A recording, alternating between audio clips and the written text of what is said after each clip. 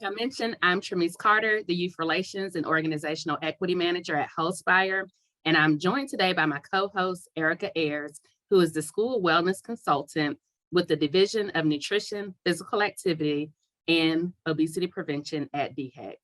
Additionally, I provide staff support to the school's network, and Erica is the Executive Director of the South Carolina Governor's Council on Physical Fitness. The mission of the South Carolina Schools Network is to identify and promote healthy eating and active living strategies in South Carolina public schools that empower key stakeholders and encourage collaboration among those seeking to improve student health and academic achievement. Thank you, Tramice. Like Tramice mentioned, I'm Erica Ayers, and part of my role is to serve, like she said, as Executive Director for the South Carolina Governor's Council on Physical Fitness. And the mission of the council is to support the health and well-being of all South Carolinians, specifically through physical activity and fitness. And currently the council is working with Tramice and the Schools Network to support student health and fitness. An example of what this looks like is this webinar series. The purpose in the webinars is to enhance collaboration between schools and communities using the whole school, whole community, whole child model as a framework to support student health.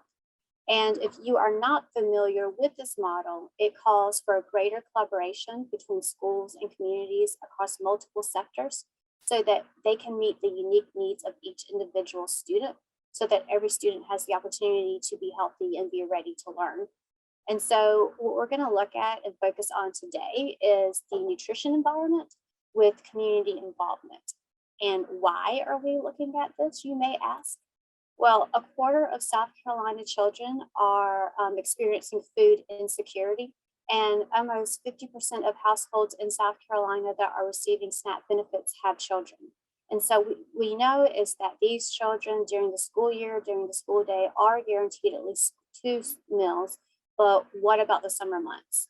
And so now I'm going to pass this back along to Tramice, who's going to talk about our agenda for the day and introduce our panelists. Thanks, Erica. So during our first webinar, you heard from a panel on the whole school, whole community, whole child framework and ways community coalitions and schools can collaborate to support student health. Our second webinar showcased Hospire York County and the York County School Districts who have worked together to support student health. Today's webinar agenda includes an overview of the Summer Break Café, suggestions on getting involved in 2022, thoughts for building up for 2023, and Summer Break Café sponsors will give spotlights of things that they're doing in their communities. So before we move on, we do have a poll, and we've asked this poll on some of our other webinars, but please tell us which role best describes you. Thanks, everyone. So it looks like we have a lot of representation from our community stakeholders and state stakeholders as well. Several folks indicated that they fall into the other category, and a few folks from schools and school districts. So thank you for completing that for us. Now, I would like to introduce today's panelists. We have Dr. Tanya Allen Jenkins, who's the Director of Education and Summer Break Café Director at Penn Center. Eartha Cunningham, who's from Colleton County. She is the Summer Break Café Director. Adrian Jackson Garner, the Executive Director and Summer Break Café Program Manager for the Little John Community Center. Kimberly Johnson, who is the Director for Horry County Nutrition Services, and Joanne Mender, the team lead for Summer Break Café. And I'm really excited about this panel today. I think you all will hear very diverse perspectives. So Joanne, can you start by telling us what the Summer Break Café is?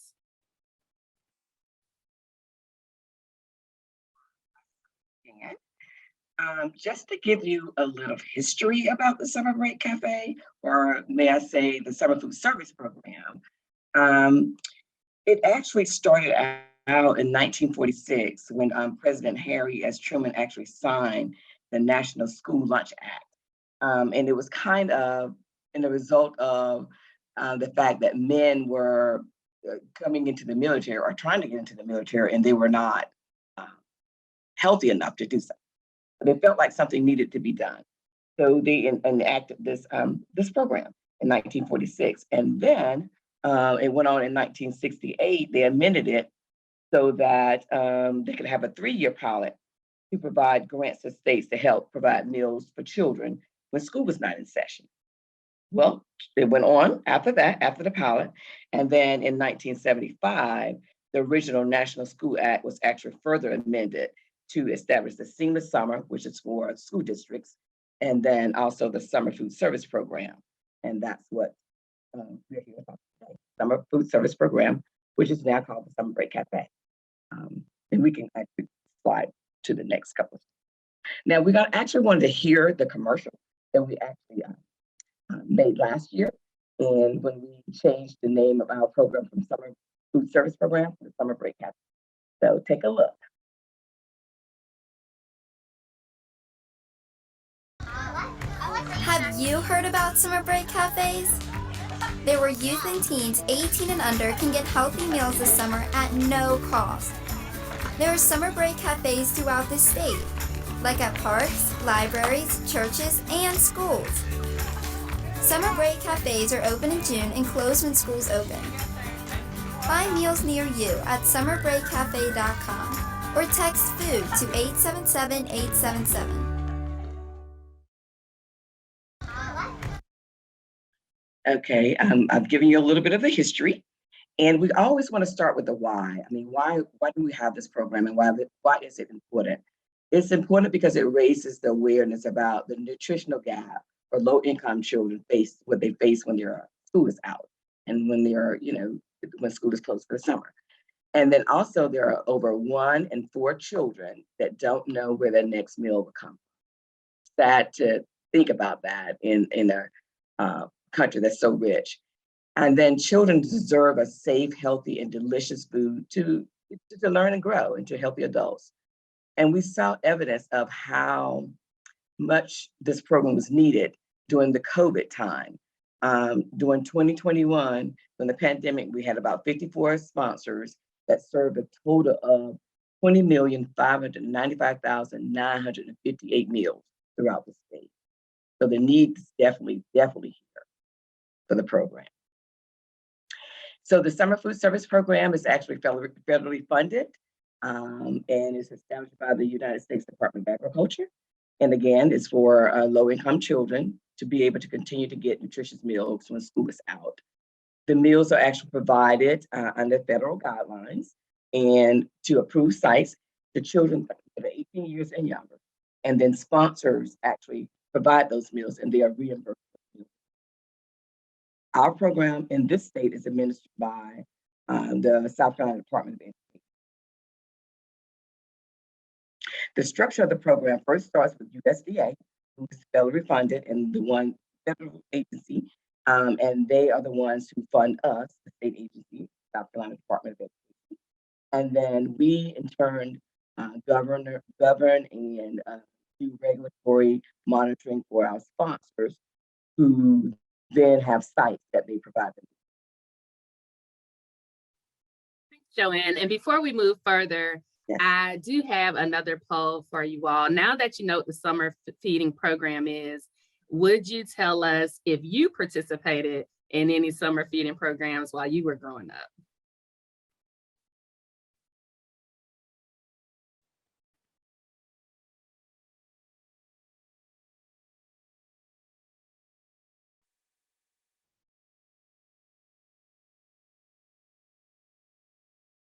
Okay, it looks like about a quarter of the folks on this call actually participated in summer feeding.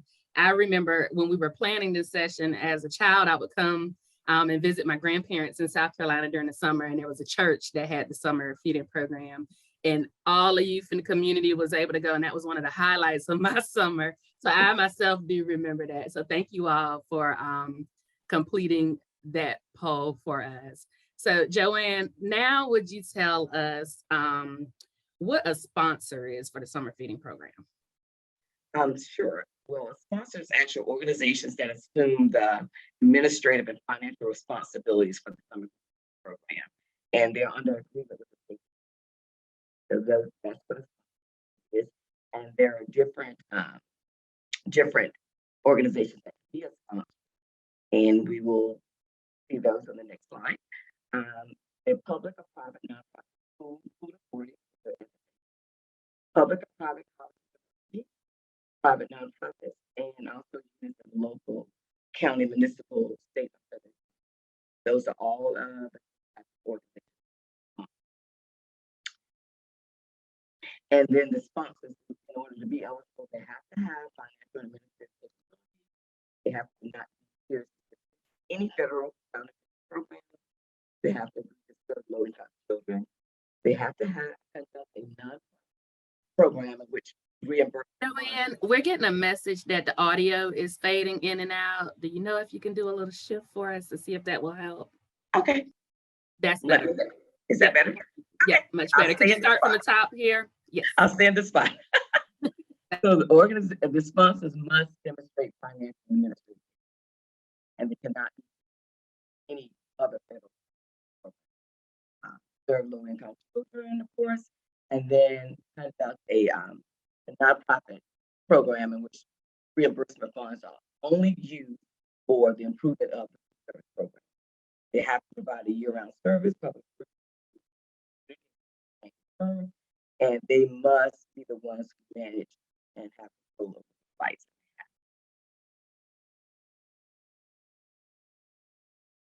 And again, just to reiterate, sponsors eligibility, we approve sponsors and they must sign an agreement with us.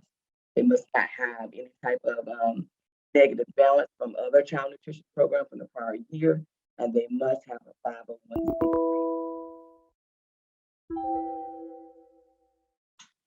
And some of the things they must do is they must attend state and annual training, locate and recruit eligible sites, and make sure they provide approved nutritious meals to approved sites. They have to hire and train and supervise staff volunteers, and then make sure they procure their food and supply items.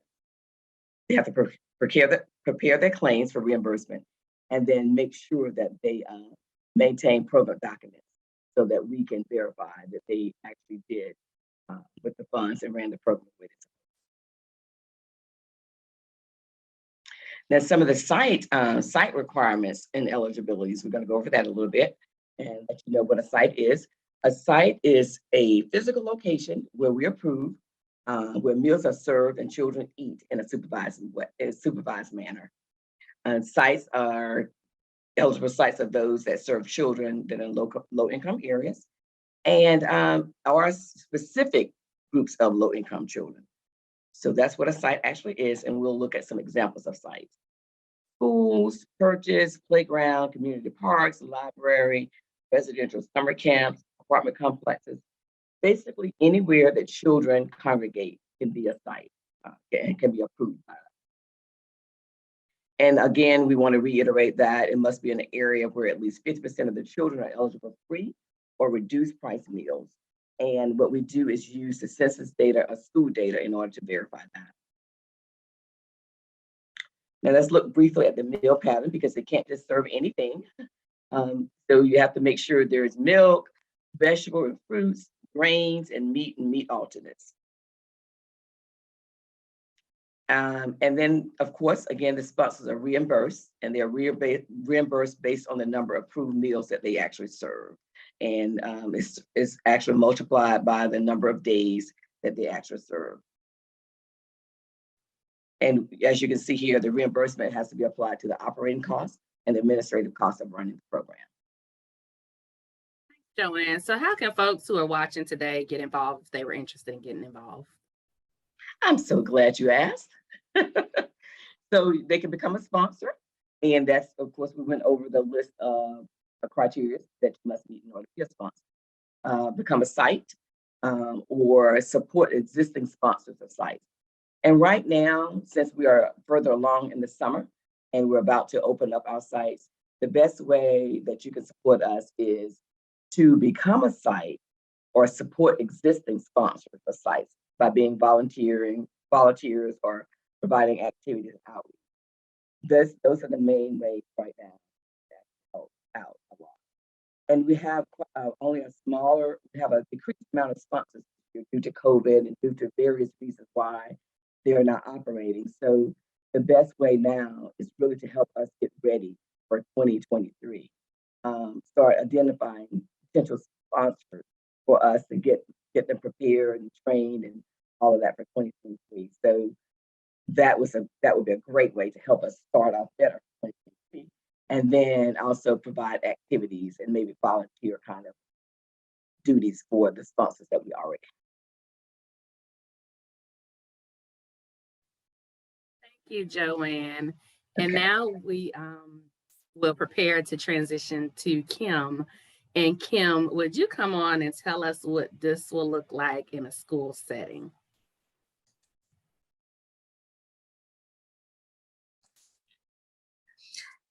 Good afternoon, everybody. Thank you, Tremise and Joanne. So a school setting, we typically service our students that attend either summer reading programs at the school that are making up attendance issues at school. We also have several different programs that our schools offer. There's a scholars program, gifted and talented. We have at our high schools and some of our middle schools, all of our athletic teams that work out and train in the summer. We have various, makeup school, summer school, learning programs. There's all kinds of programs that happen over the summer, and especially this year, we have an increase in students that will be attending these programs due to, the COVID the past 2.5 years, and some missed, one-on-one instructional time with the students. So we're happy to be able to feed them and help them along in their educational learning experiences this summer. And so we're excited. I'm the director here at Horry County Schools. I've been in the district 18 years, for going on 5 now, which I'm the director, and I'm the administrator for the Summer Break Café. And I don't know if Erica's got the screen there, dear. Thank you, ma'am. So, Horry County Schools currently prepares and serves meals through our school locations, and we've not always served in this manner. Years ago, when I was not too involved with summer feeding, I was still just a cafeteria manager. And I know that they vended through our local Waccamaw EOC, and I remember helping them, and we packaged meals with a machine and prepped them and kept them cool and iced them down and iced milk down and packed them in coolers. And the Waccamaw EOC came and picked them up, and they distributed them to churches and libraries and even our schools at that time. We were only serving as a vendor for Waccamaw EOC. So we packed and prepared the meals and hired the labor. And then we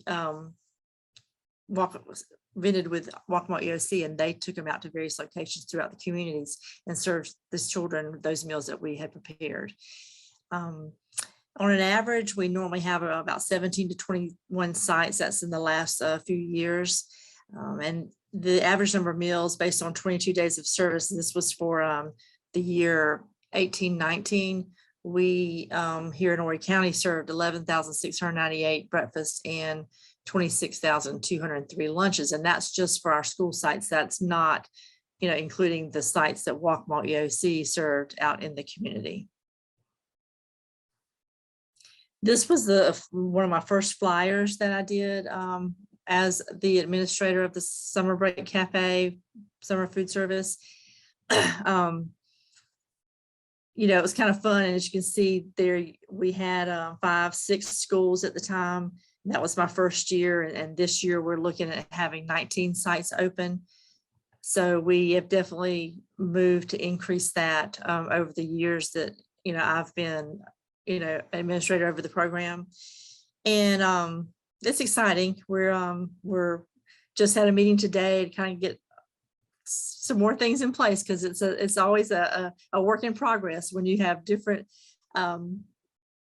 meals and different locations and wanting to serve meals at different times. So, but we're excited. And like I said, this was just one of our flyers here that we distribute and advertise with.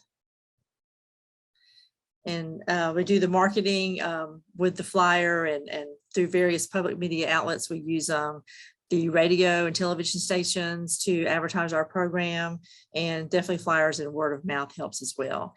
And, you know, Waccamaw ESC has been a great partner for us. We decided it was time that when we were vending the meals from them, we decided we wanted to take over our schools. So they were kind of happy, I think, because it kind of took the burden off of them to have so many sites to have to monitor. So we're happy to say that we have our schools, and Waccamaw EOC still has the churches and libraries and those other camps that they have. Unfortunately, this year they are not able to have the program, but we've tried to pick up what we can as far as those students and their nutritional meals throughout the summer. We have worked with Low Country Food Bank, and we kind of work with them, and they kind of try to ask us which areas we feel maybe neglected as far as maybe us not having enough labor or being able to get to. And so they kind of fill in the needs of those low income and families that need the nutrition over the summer. So we're happy to be able to work with Low Country Food Bank and help direct them into what directions they need to go to provide meals. Thank you so much, Kim, for letting us know what Summer Break Cafe looks like in the school setting. And we do have a question, and I think Joanne is typing a response, but I'll ask it in case anyone else has the same question. They ask, there are no summer break cafes in my area. Are there other resources we can refer families to? So either Kim or Joanne, would you like to respond to that? I will let I'll speak on behalf of Horry County. You know, it was disheartening to know that Waccamaw EOC was not able to provide meals this summer due to COVID and people being maxed out these last couple of years. It was kind of tough for us to get enough labor just to service the sites we have. We are reaching out for more volunteers and that kinds of things, but it's hard sometimes for students to make their way to us due to transportation issues. So, we recognize that as a problem for a lot of our students, and that's something that we'll have to work towards in the future to try to overcome those obstacles that prevent us from feeding more students. Looking at We can't hear you, Joanne. Can we try that again?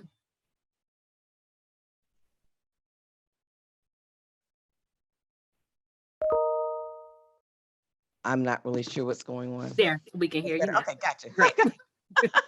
Oh gosh. Okay, so anyway, I was saying that just looking within your community to see what other food programs are there, like the food banks and different places like that, churches that might be supplying meals, a food share kind of program, or any type of community service kind of program that provide meals other than the Summer Break Cafe. Because as I said, that we are trying to get more sponsors in different counties, and we don't have a lot in every county, so we're working on that.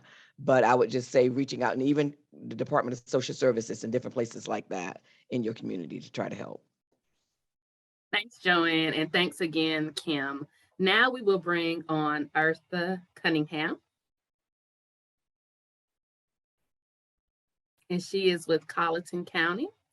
And Eartha, can you start by telling us what Summer Break Cafe looks like when the county becomes involved? It looks great. I'll give it that.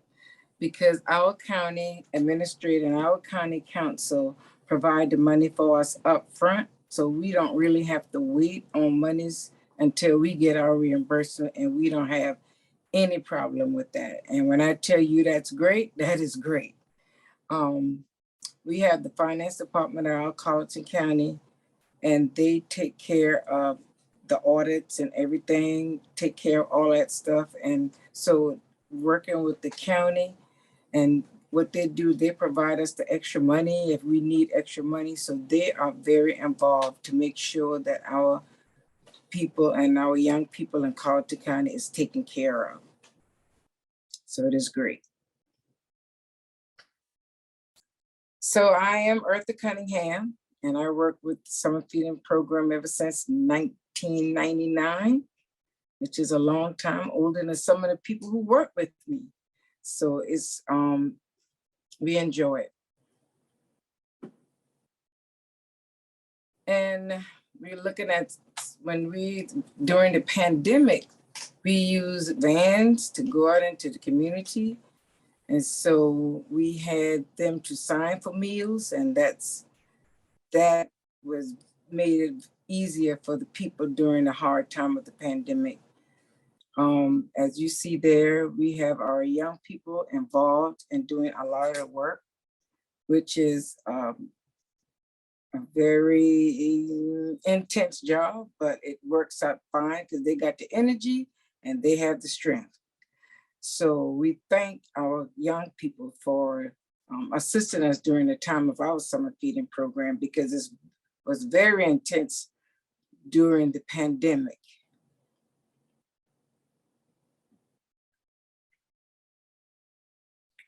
So our organization plans to support local businesses by purchasing prepared meals from the various vendors we have in our county.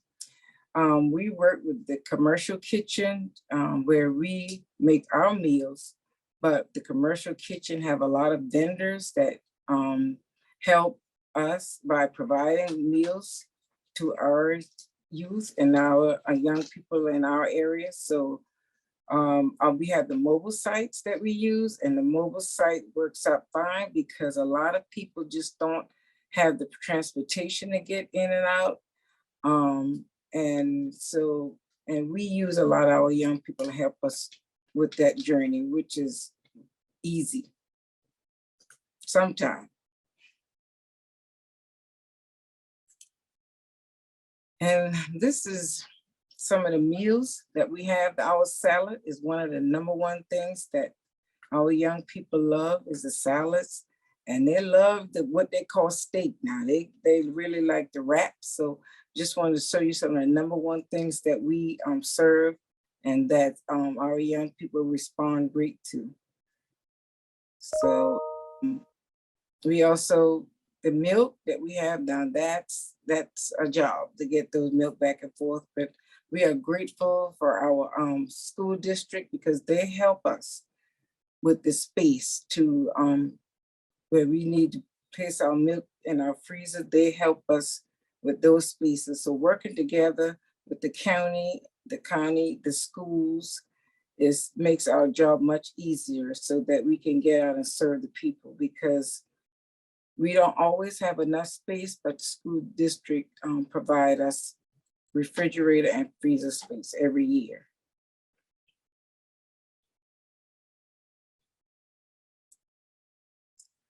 So last year during the pandemic, we had a lot of mobile sites. Well, and we had a lot of, we had 20 sites that we served that actually was different sites that we have. So we, and the mobile sites we had, those there that you see, we use our hot and cold bag, which kept the food cold for 4 hours, give us time to get out and serve our people, our young people and our schools. We are able to serve the schools also because we have a relationship with the schools where they'll serve a certain part of the schools and we'll serve the other part. And that really makes our collaboration worthwhile, is to have both of us to be serving the community.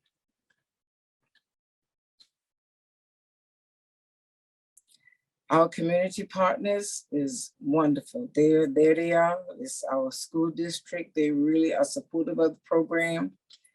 Our commercial kitchen, they provide us with a lot of the vendors that they have in the kitchen so that they'll give us excellent service as far as the meals. They go over what they need to, and that makes it easy. Our Colleton Library, they are very supportive, and we help support them also. And just like I say, our county council and county administrator, who is the administrator, is Kevin Griffin, and he, along with the council, they support this program widely. So anytime we have a problem, they are there for us. So that makes it easier to provide the meals to our children. All of our community partners, they play the very important part in our community. Awesome. Thank you so much, Eartha. And thank you for telling us what Summer Break Cafe can look like when the county becomes involved. And I also wanted to say, I saw some comments in the chat, but that salad did look amazing. So thank you, thank you. And now we will bring on Adrienne. And while we're waiting for her to come on, I want to remind everyone that if you have a question, please use the Q&A feature to ask your questions, and the panelists will be able to answer those. So welcome, Adrienne. Good afternoon, And everyone. thank you. Would you start by telling us how a community center can be involved in the Summer Break Cafe? Community centers are normally the hub for everything that is involved within your community, within your city. And with Little John Community Center, we are in the middle of different counties, and our community center serves different counties, not just Pickens County, but we serve Anderson County because there's a town that's called Pendleton, the Forgotten Town, we call it, because it's like 35 minutes from their actually city of Anderson, and we serve them. We serve Oconee County, and we serve the Pickens County area.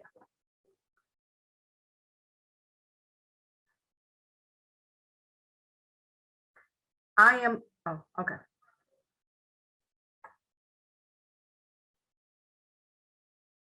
Adrienne Garner. As you said, I am the executive director of the Little John Community Center. I've worked with the Summer Break Cafe for the last 5 years. It has been a great opportunity, challenging, like Ms. Cunningham said, getting these young students involved. We say here at Little John, we don't have a summer break. Our summer break starts in August when the kids go back, but pretty much we can be here from morning to night, preparing food for the day from 6 a.m. until we finish around 7 p.m. because of the people that we serve. Serving our community is very important. You look at your community and you wonder, who can we serve? And you'd be surprised, as a community center, people will walk in off the street of 93, or people will drive in to sit in our cafe and have a meal. We have a lot of homeschool that will come in and sit and just relax. They've been to the park and they will come in.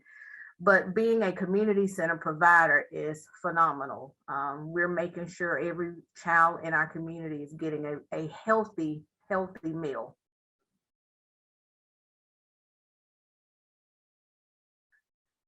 During the pandemic, we had about 15 sites, and we served over 20 meals for the summer that included breakfast and lunch.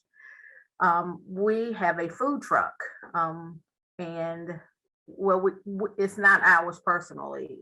We lease from another organization, and we go out into the community. We go out into the apartment complex, and like the ice cream truck, we ring our bell, and the kids would come over to purchase their meal. To get their meals, not purchase, but they felt like they were getting ice cream, but they were getting a healthy meal. We do our meals in a TV type tray, and then they will receive the milk, and the kids loved it. I was jealous of the salads. Our salads look similar to those too. But vacation Bible schools are very big in our community.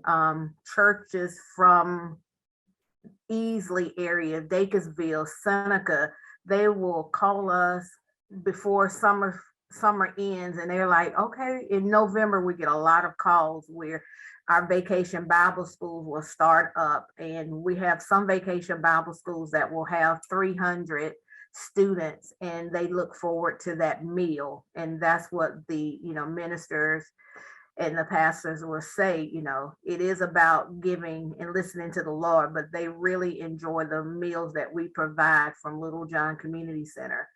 Our summer camp is with the city of Clemson. We do basketball camps throughout. And like we were saying, people are still calling and wanting our service to feed every child with a healthy meal.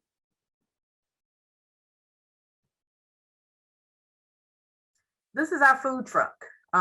Little John Community Center Club Edge. It's our Club Edge food truck, but we went out into the community and do activities with them. Those are our tables and chairs, and we're able to sit there and conversate with our youth and have a great time.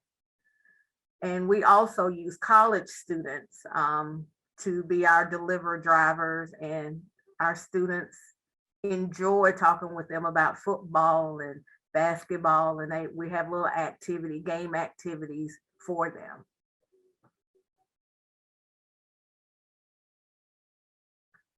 Our marketing will be Facebook. We do social media with Facebook. They do flyers, radio. We use all the outreach and word of mouth. Word of mouth is, I will say, our biggest marketing for social media. But I have people will call senior homes and say, "Oh, can y'all feed adults?" I said, "No, this is not for adults, only for children." But I said, well, maybe one day we can feed in the summertime adults free. We're gonna pray on that one. But there are opportunities that we always looking for grant opportunities to feed the parents that are sitting there with their child waiting on a meal, because that's important, because if the child is needing that meal, also that parent. And we're always looking for monies to find where we can also give a parent an alternate meal from what we're serving. Our partners, the city of Clemson, NAACP, many churches in the community. And we have, in the summertime, we have the Call Me Misters. They're educators from various universities and colleges. And they assist with helping us prep the meals and carrying them out into our summer camps. And they are a great access to our community to help. And it's great to see African-American males being able to be a part of our program over here at Little John Community Center. They have been with us for the last 20 years. Call Me Misters of Clemson University.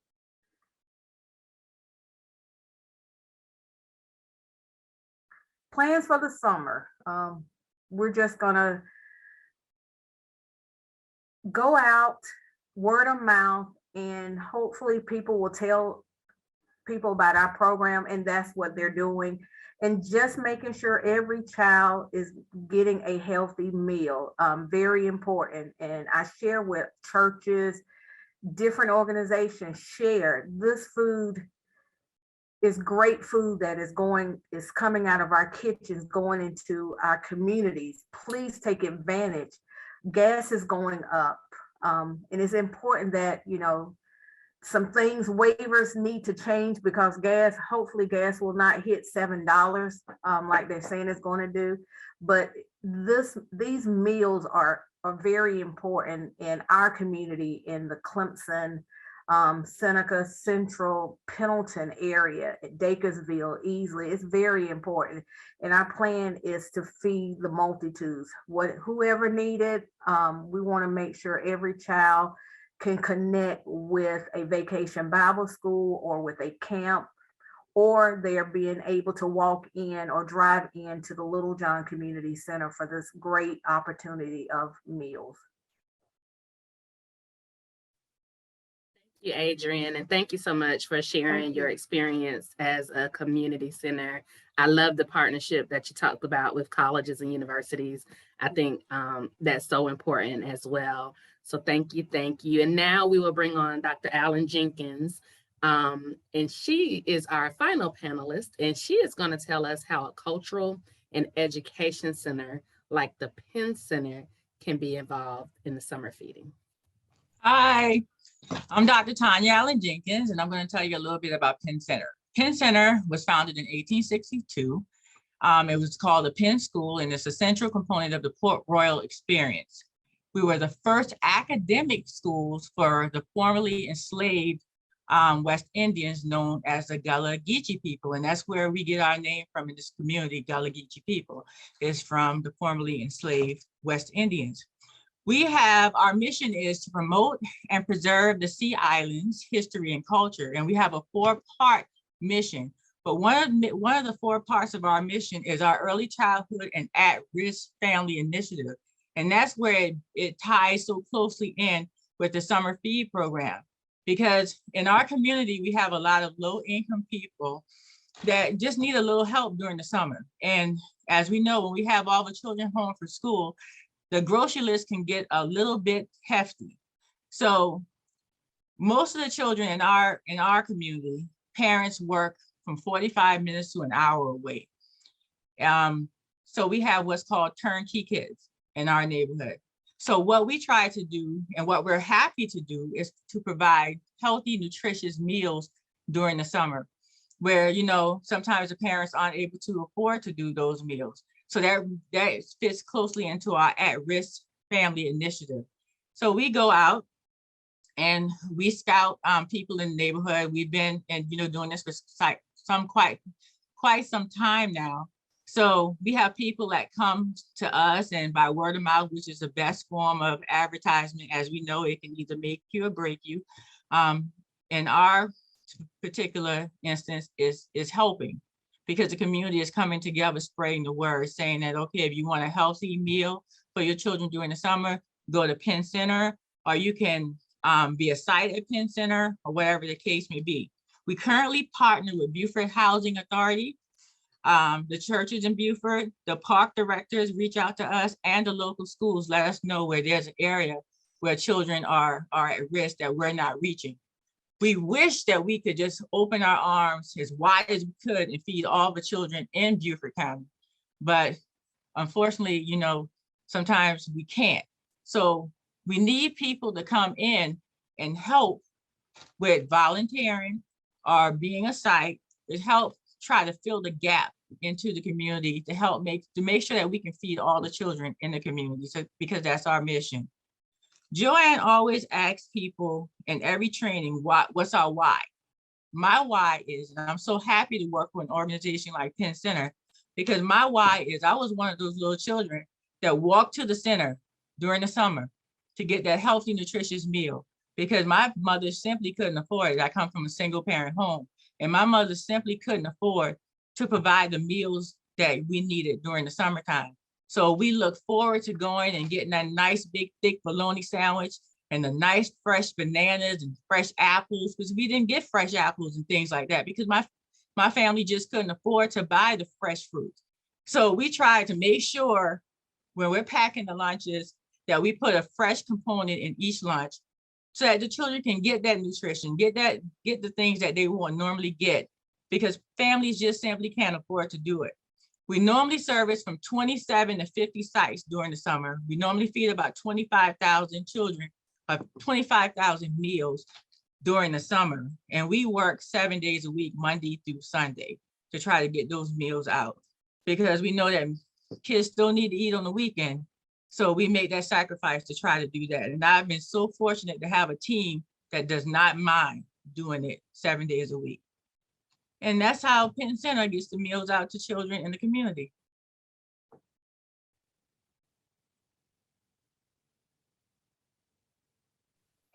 Thank you so much for sharing with us, Dr. Jenkins. And you talked about knowing your why. And I was recently in a meeting and we talked about knowing your why.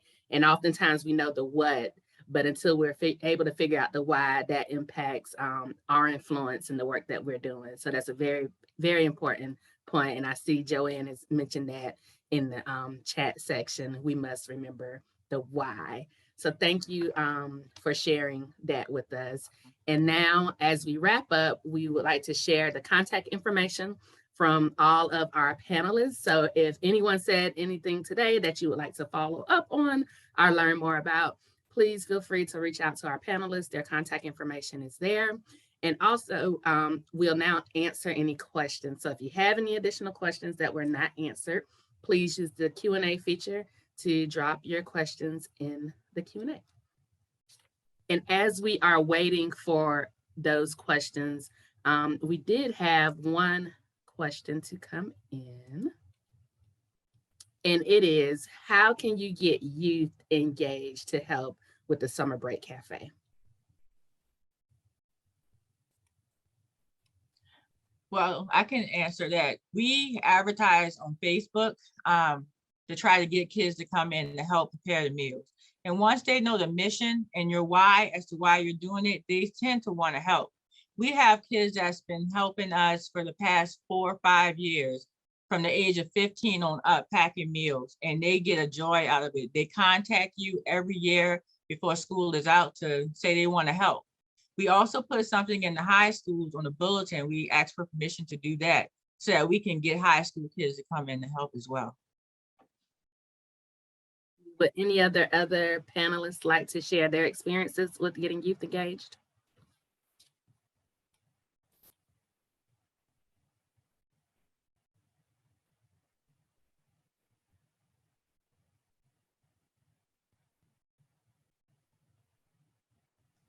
And I saw someone in the chat. I'm not sure if it was a question or a comment, but it says, can you go to sports teams or schools or Girl Scouts?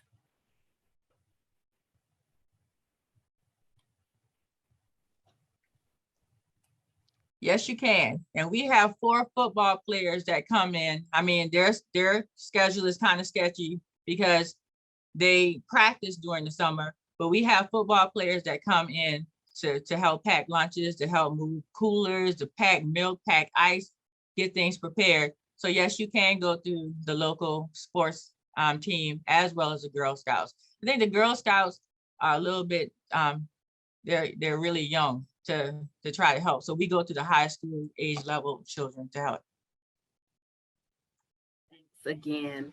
And if you have any additional questions, like I said, feel free to reach out to our panelists. And now I will turn things over to Erica. And as she's coming on, someone asked about slides. Today's webinar is being recorded and it will be emailed to everyone who is registered. And we will also share the slides from today's webinar. Thanks. Thanks, Trinice. Thanks, panelists. Also, in addition, if you do need a certificate, put your contact information in the chat. So we'll make sure that gets to you. So put your name and your email address, and we'll send that to you as soon as we can. And then Trinice is also, she just put it, she's put the survey link to today's session in there as well. So thank you, Joanne, Kimberly, Eartha, Adrian, and Tanya. I learned a lot about Summer Break Cafe. You also made me a little hungry. And, you know, while y'all were talking and thinking about the price gas going, the gas of, going up. And then also not only the gas, but the food. I mean, you go to the grocery store and I know I'm spending 20, 30, 40% more than I was, let's say, a year ago. And thinking about the struggles that these families are having and how important the Summer Break Cafe is, especially at this time. So, you know, I hope that y'all get the support you need. And we look forward to sharing this webinar with others. It's going to be posted on the Wholespire website because we think it's really important for people to know, one, how to become a sponsor, but then how to support sponsors. And then also how do you create awareness about this? So thank you for that. And that leads to our call to action. One, find your local Summer Break Cafe. If you need help finding them, we shared the contact information and you'll get that again if you need that assistance. And then when you find them, reach out and get involved. Find out what kind of help they need, what kind of support.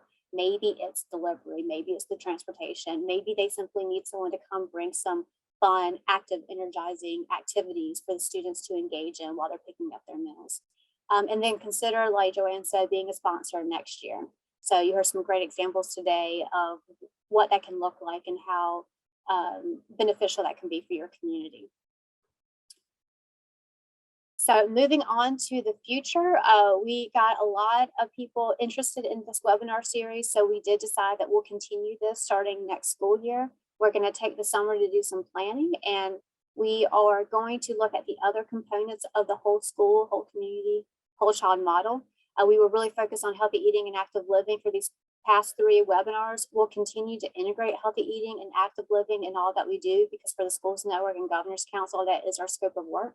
But we're going to take a look at these other areas as well, such as health services, social and emotional climate, employee wellness, all of them. So be on the lookout for communication from us. We plan to start in September with those, and we plan to offer them once a month through the school year, taking a break in December for the holidays. So again, just be on the lookout for that.